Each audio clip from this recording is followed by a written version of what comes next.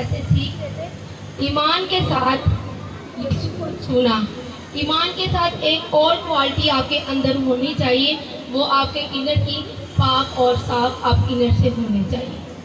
میرے عزیزوں، بڑی خوبصورت مثال تھی خدا کے بندہ نے ہمارے ساتھ شیئر کی۔ ایک عورت تھی 12 برس سے جس کا خون بہہ رہا تھا، وہ ناپاکی کی حالت میں تھی، لیکن وہ یسوع کو چھو لیتی ہے، یسوع کو چھوتی ہے ایمان سے۔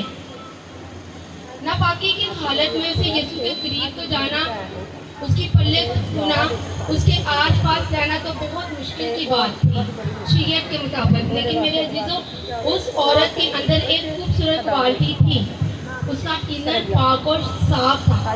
وہ باطنی طور پہ ناپاک تھی، لیکن اس کا انر جب خدا نے دیکھا، کیونکہ آپ کا اور میرا زندہ خدا جو وہ ذہنوں کو اور دلوں کو پرکھنے والا ہے، جب اس عورت نے چھوا تو اس عورت نے اس لیے چھوا کہ میں پاک صاف ہو جاؤں گی، اور وہ یسوع کے نیچے والے ایریے کو، جھالڑ کو چھوتی ہے، یعنی کہ اس کے پلے کو چھوتی ہے۔ وہ یسوع کے شولڈر پہ یا کسی اور جگہ پہ ہاتھ نہیں رکھتی، وہ جانتی تھی کہ اگر یسوع کو میں نے اس کے جسم پہ ہاتھ رکھا تو وہ ناپاک ہو جائے گا۔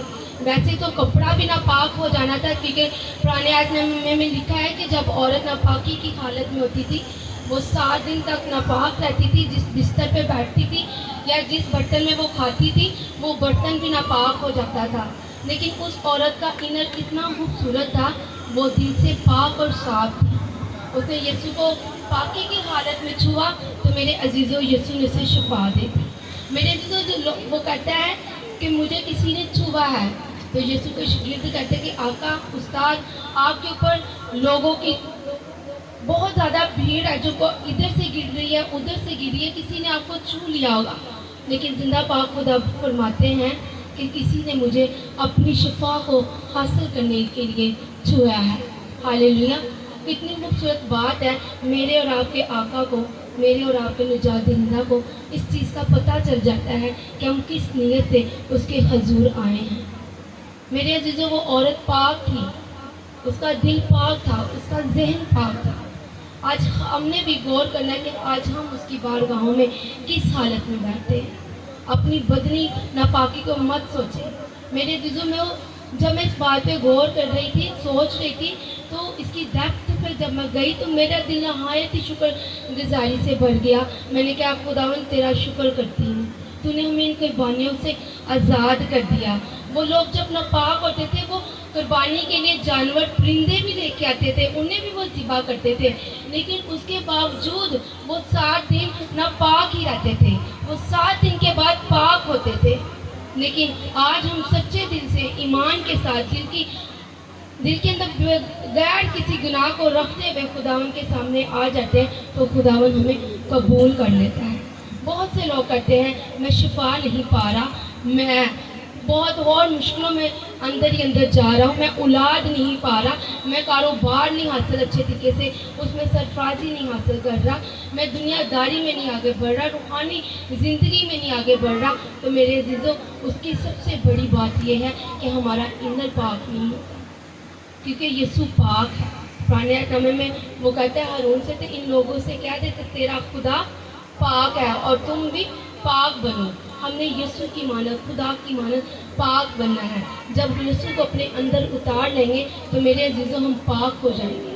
خدا کے پاک کلام میں لکھا غصہ تو کرو، گناہ نہ کرو، یعنی جب آپ کسی کے ساتھ بولتے ہو یا آپ کو غصہ آتا ہے، آپ منہ سے کچھ بول تو لیتے ہو، کوئی بات نہیں، لیکن آپ اسے دل میں مت بات کرو گے، اس دل کو نکال دیں اور اپنے ذہن کے اندر ایک ڈیلیٹ کے بٹن کو ہمیشہ آن رکھیں۔ جب آپ اپنے ذہن کے بٹن میں ڈیلیٹ کے بٹن کو آن نہیں رکھتے تو میرے عزیزوں آپ خدا سے دور تر دور ہو جاتے ہیں۔ سوچیں اگر آپ کے موبائل کو کچھ عرصے بعد آپ اپنے موبائل کی گیلری کو، چیٹ کو کلین نہیں کریں گے تو وہ ہینگ ہونا شروع ہو جائے گا، وہ سٹاپ ہو جاتا ہے۔ اسی طرح جب آپ اپنے ذہن سے تمام طرح کی نفرتوں کو ڈیلیٹ نہیں کرتے، تمام طرح کی بدکاریوں کو ڈیلیٹ نہیں کرتے، تمام طرح کے غصے کو ڈیلیٹ نہیں کرتے تو آپ ہینگ ہو جاتے ہیں۔ آپ کے لیے خدا کی برکتیں ہینگ ہو جاتی ہیں، پھر وہ وہیں پہ سٹاپ ہو جاتی ہیں۔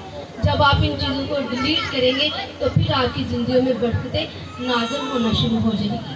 میرے عزیزوں، ایک مفلوج دیکھتے ہیں نئے اہد نامے میں، وہ 4 لوگ ہوتے ہیں جو یسوع کے پاس اپنے عزیز کو لے کے آتے ہیں۔ میرے عزیزوں، ان کی نیت صاف تھی، ان کا ذہن صاف تھا، ان کا دل صاف تھا، اس لیے تو وہ مفلوج سے شفا پا جاتا ہے۔ یسوع کہتا ہے کہ جا بیٹے، تو نے شفا پائی، تیرے گناہ معاف ہوئے۔ وہ مفلوج کو یہ نہیں کہتا کہ تیرے ایمان نے تجھے اچھا کیا، وہ یہاں پہ کہتا ہے کہ ان لوگوں کے ایمان نے مجھے اس لیے مجبور کر دیا کہ میں تیرے لیے شفا کو جاری کر دوں۔ ہم نے پاک اور صاف اور خوبصورت دل کے ساتھ خداوند کے حضور جھکنا ہے۔ پولس رسول کہتا ہے کہ اس فضل کے تخت کے سامنے بڑی دلیری کے ساتھ جایا کرو، تاکہ وہاں سے رحم اور فضل کو حاصل کرو اور جو ضرورت کے وقت ہماری مدد کرے۔ ہاللیلویا۔ جب ہم اس کے فضل کے تخت کے سامنے ہر روز پاک دل کے ساتھ جائیں گے تو وہاں سے ہمیں رحم اور فضل حاصل ہوگا، جو ہماری مشکلوں میں، ہماری پریشانیوں میں ہمارے کام آئے گا۔ میرے عزیزوں، خداوند کے حضور اگر اپنی برکتوں کو ریسیو کرنا ہے تو خداوند کی مانند محبت کریں، انسانوں جیسی محبت نہیں کرنی۔ یسوع نے کہا کہ تم ایک دوسرے سے ایسی محبت رکھو جیسی میں تم سے محبت کرتا ہوں۔ یسوع کسی مفاد کے لوگوں کے ساتھ محبت نہیں رکھتا تھا۔ جب ہم ایک دوسرے کو معاف کرتے جائیں گے، محبت رکھتے جائیں گے تو ہم آگے بڑھتے جائیں گے، ہم اپنے دل کو اور پاک اور صاف کرتے جائیں گے، پاک کلام سے غسل پاتے ہوئے ہم پاک ہوتے جائیں گے۔ یعقوب اپنے خط میں کہتا ہے محض کلام کو سننے والے نہ بنو بلکہ اس پہ عمل کرنے والے بھی بنو۔ جو لوگ سن کے بڑی خوشی اسی کلام کو قبول کر لیتے ہیں اور اپنی زندگی میں اس کلام کو عملی جامہ نہیں بناتے، وہ میرے عزیزوں اپنے آپ کو ایک فریب دے رہے ہوتے ہیں۔ وہ کہتے ہیں کہ ہم خداوند کی حضوری میں آتے ہیں، خداوند کی ورشپ کرتے ہیں، خداوند ایسی عبادتوں کو نہیں قبول کرتا ہے جب تک آپ انر سے پاک صاف نہیں ہوں گے۔